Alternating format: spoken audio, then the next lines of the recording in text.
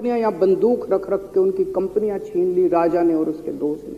हाहाकार मच गया पूरे देश के अंदर। ना जजों को छोड़ा, ना पत्रकारों को छोड़ा, ना मीडिया को छोड़ा, ना व्यापारियों को छोड़ा, ना उद्योगपतियों को, किसी को नहीं छोड़ा। राजा ने पकड़ पकड़ के उसने चौथी पास राजा ने सबको जेल में डालना चालू कर दिया। इससे पहले एक और राजा आया था, मोहम्मद बिन तुगलक। वो भी ऐसे ही करता था, कभी उसने देश की राजधानी बदल दी, कभी बोला मैं चमड़े के सिक्के बनाऊंगा। उसी तरह से ये था अनपढ़ राजा, कुछ भी कर देता था। आपके नेता की बात नहीं कर रहा।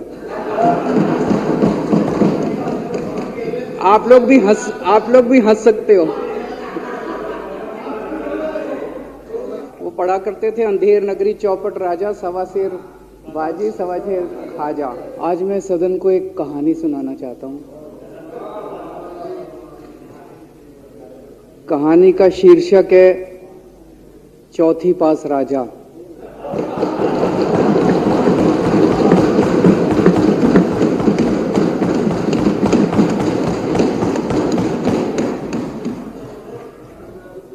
आपने बचपन में राजा रानी की बहुत कहानियां सुनी होंगी।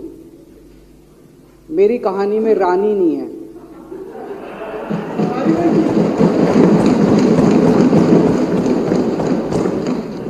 बस राजा है।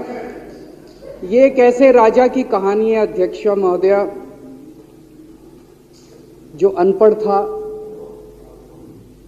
चौथी पास था,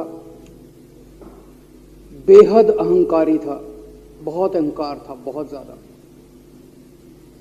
और पैसे की इतनी हवस थी, इतना भ्रष्टाचारी था, इतना भ्रष्टाचारी राजा था। ये एक महान देश की कहानी है। एक बहुत महान देश था, कई हजार साल पुराना देश। उस देश में एक गांव में एक बहुत गरीब परिवार में एक बच्चे का जन्म हुआ। जब बच्चे का जन्म हुआ तो ज्योतिषी ने कहा, गांव में ज्योतिषी होते हैं, आते हैं, वो पतरी बनाते हैं। ज्योतिषी ने कहा, माई तेरा लड़का बड़ा होके बहुत बड़ा सम्राट बनेगा। माई को यकीन नहीं हुआ, मेरा इतने गरीब हूं मैं, कहां से मेरा बेटा सम्राट बनेगा। तो उसने कहा, नहीं, तेरे बेटे के ग्रह बताते हैं तेरा बेटा बहुत बड़ा सम्राट बनेगा। बेटा धीरे धीरे बड़ा होने लगा। स्कूल, गांव का ही स्कूल था, स्कूल जाता था, उसका पढ़ने वढ़ने में मन नहीं लगता था।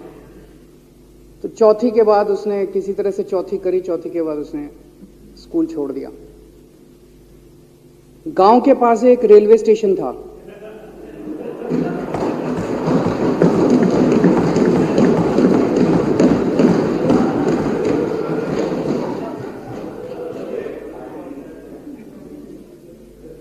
तो घर का खर्चा चलाने के लिए वो लड़का वहां स्टेशन पे चाय बेचता था। लड़के को भाषण देने का बड़ा शौक था। सारे गांव के लड़कों को इकट्ठा कर लेता, आसपास के गांव के भी इकट्ठा कर लेता, सामने वो खाट डाल लेता, उस पर चढ़ जाता और भाषण देता। धीरे धीरे आसपास के गांव के लड़के भी इकट्ठे हो गए। जिस भी चीज में भाषण देता, एक बार शुरू हो जाता तो बंद ही नहीं होता। अब ज्योतिषी ने कहा था, लड़का बड़ा हुआ, बड़ा होके एक दिन उस महान देश का वो राजा बन गया।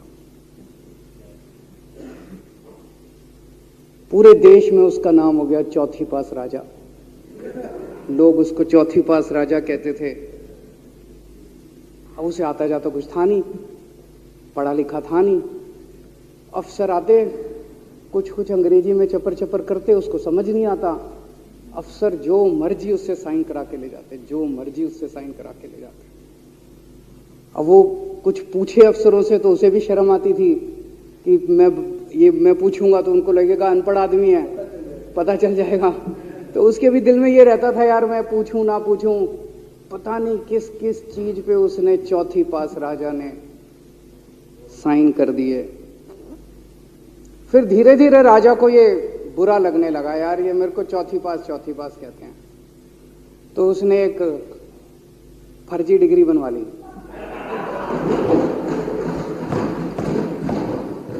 कहीं से फर्जी डिग्री बना के ले आया एमए की, बोला मैं एमए हूं। तो लोगों को लगा यार ये तो ठीक नहीं है, ये तो फर्जी डिग्री हम बना के ले आया हमारा राजा। तो लोगों ने आरटीआई डाली।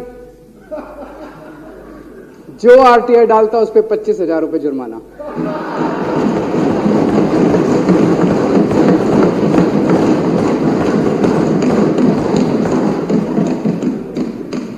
आपके नेता की बात नहीं कर रहा।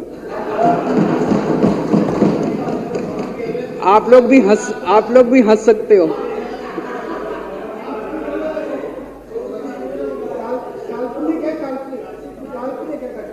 तो जो आरटीआई डाले उसको 25,000 रुपए का जुर्माना, जो आरटीआई डाले उसको 25,000 रुपए का जुर्माना। एक दिन कुछ लोग गए चौथी पास राजा के पास, बोले जी एक बड़ा धांसू आइडिया लेके आए हैं। बोले बताओ। बोले जी नोटबंदी कर दो, भ्रष्टाचार खत्म हो जाएगा देश से। तो उसने कुछ पूछा, उसे कुछ समझ नहीं आया राजा को क्या कह रहे हैं क्या नहीं, पर उसे लगा यार कुछ धांसू आइडिया होगा। उसने एक दिन रात को 8 बजे टीवी चैनलों पे जाके नोटबंदी कर दी। बोला सारे नोट बंद।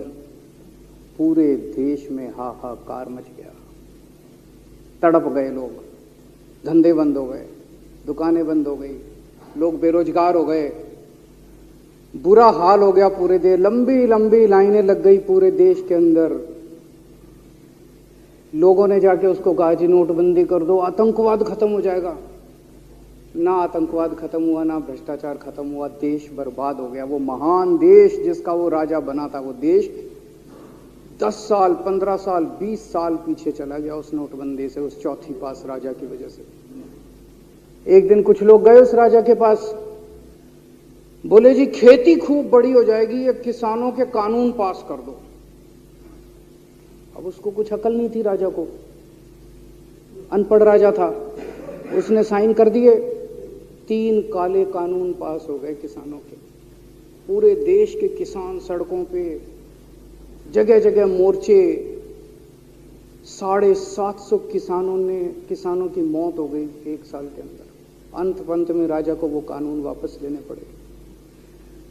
धीरे धीरे देश की समस्याएं बढ़ती गई, क्योंकि राजा ऐरे गहरे। इससे पहले एक और राजा आया था मोहम्मद बिन तुगलक, वो भी ऐसे ही करता था। कभी उसने देश की राजधानी बदल दी, कभी बोला मैं चमड़े के सिक्के बनाऊंगा। उसी तरह से ये था अनपढ़ राजा, कुछ भी कर देता था।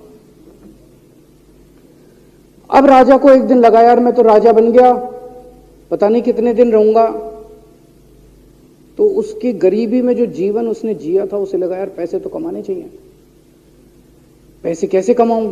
पैसे कमाऊंगा तो जनता में छवि खराब होगी। तो उसने अपने एक दोस्त को बुलाया और उस दोस्त को बोला कि ऐसा करते हैं कि मैं तो राजा हूं, सारे सरकारी ठेके तेरे को दिलाऊंगा, सारी कंपनियां तेरे को दिलाऊंगा, सरकारी पैसा तेरे को दिलाऊंगा। नाम तेरा, पैसा मेरा। तेरे को पूरे उस पे 10% कमीशन तेरे को मिलेगा, सारा पैसा मेरा। दोस्त मान गया। दोस्त को क्या था, फ्री में पैसा मिल रहा था, दोस्त मान गया। उसके बाद दोनों ने मिलके जो देश को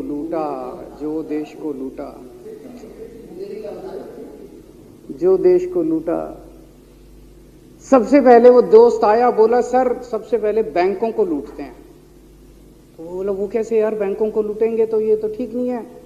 बोला नहीं ऐसे करते हैं, आप किसी बैंक के चेयरमैन को बुलाओ, उसको बोलो कि वो मेरे को लोन देगा।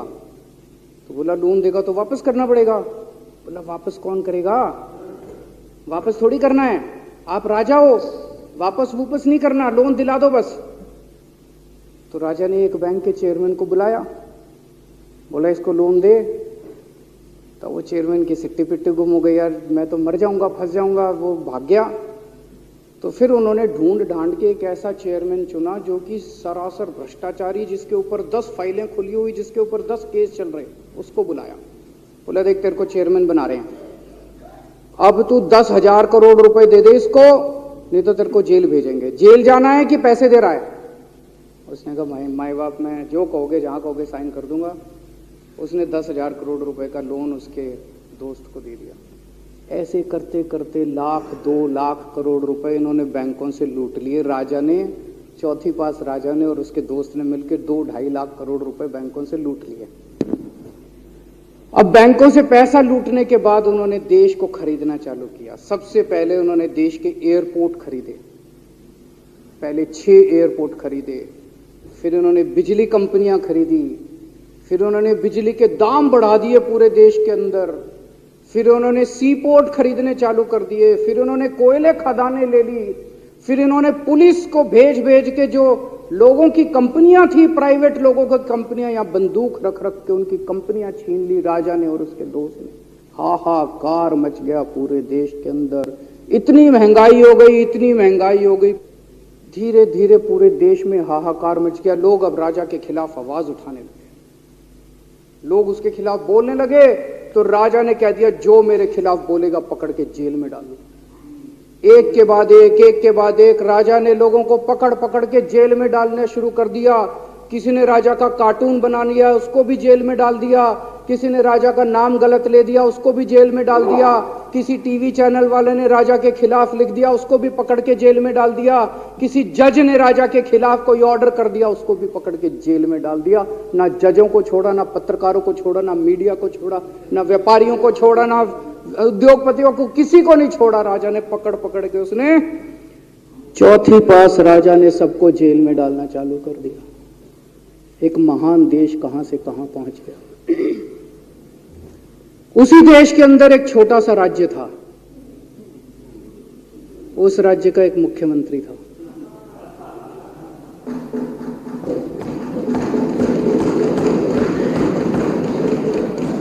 उनके चेहरे पे भी स्माइल आ गई, उनके चेहरे पे भी उम्मीद की किरण छा गई। वो मुख्यमंत्री अपने लोगों का खूब ख्याल रखता था। वो मुख्यमंत्री कट्टर ईमानदार था। वो मुख्यमंत्री कट्टर देशभक्त था।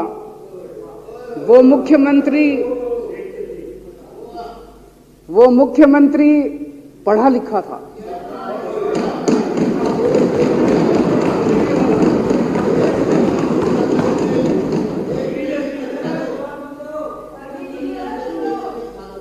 उस मुख्यमंत्री ने अपने लोगों को महंगाई से छुटकारा दिलाने के लिए बिजली मुफ्त कर दी।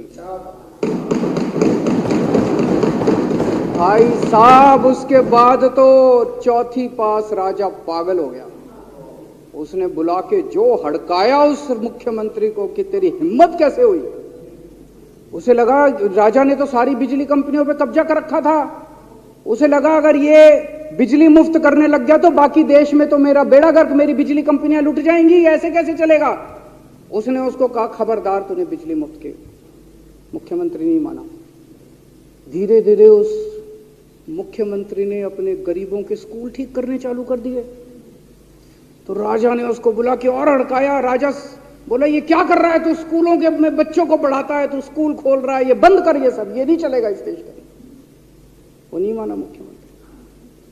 फिर उसने मुख्यमंत्री ने सबके इलाज मुफ्त कर दिया, सबके लिए शानदार मोहल्ला क्लिनिक खोल दिए, इलाज मुफ्त कर दिया।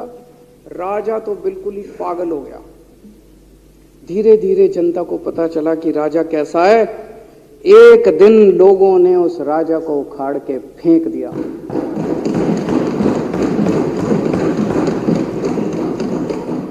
और लोगों ने एक किसी ईमानदार और देशभक्त आदमी को वहां बिठा दिया और उनकी सरकार आ गई। और उसके बाद देश से महंगाई खत्म हुई और देश रात दूनी चौगुनी तरक्की करने लगा। तो जैसे हम बचपन में सुना करते थे, moral of the story, Hindi में क्या कहते हैं, मॉरल ऑफ द स्टोरी का मतलब भाई इस कहानी में क्या प्रेरणा मिलती है। इस कहानी से, इस कहानी से ये प्रेरणा मिलती है कि अगर आपके देश में महंगाई है, आपके देश में समस्याएं हैं, आपके देश में सब कुछ गड़बड़ चल रहा है, तो सबसे पहले जांच परख के देखो आपका राजा अनपढ़ तो नहीं है। अगर आपके देश में सब गड़बड़ चल रहा है, बेरोजगारी है, बहुत सारी समस्याएं हैं, जरा देखो राजा, आपके राजा को कोई दोस्त तो नहीं है? अगर है तो सबसे पहले अपने राजा को उखाड़ के फेंको, नहीं तो आपकी समस्याओं का कोई समाधान नहीं होगा। आपकी समस्याओं का कोई समाधान नहीं होगा। वो पढ़ा करते थे, अंधेर नगरी चौपट राजा, सवा शेर बाजी सवा शेर खाजा।